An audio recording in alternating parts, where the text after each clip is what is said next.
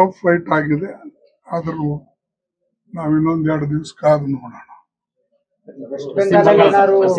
West Bengal exit ಪೋಲಿನ ಪ್ರಕಾರ ಅಥವಾ ನಮ್ಮ ಅಲ್ಲಿನ ಮಾಹಿತಿ ಪ್ರಕಾರ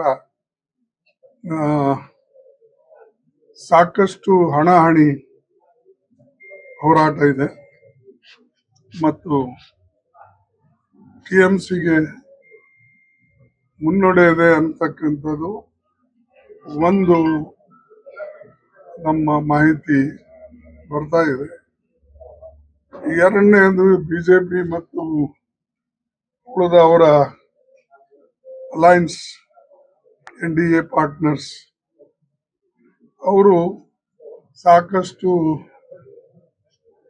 ಸ್ವಲ್ಪ ದಬ್ಬಾಳಿಕೆ ಮಾಡಿ ಹೆದರಿಸಿ CRF ಎಲ್ಲ ಜನರಿಗೆ ಹಾಕಿ ಅವರು ಅಲ್ಲಿ ಮಮತಾ TMCಗೆ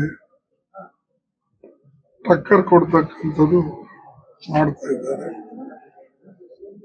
ಮತ್ತು ಕಾಂಗ್ರೆಸ್ ನಾವಂತೂ ಮೊದಲಿಂದ ಅಲ್ಲಿ ನಮ್ದು ಹೋರಾಟ ಮೊದಲನೇ ಸಲ ನಾವು ಒಂಟಿಯಾಗಿ ನಿಂತಿದ್ದೇವೆ.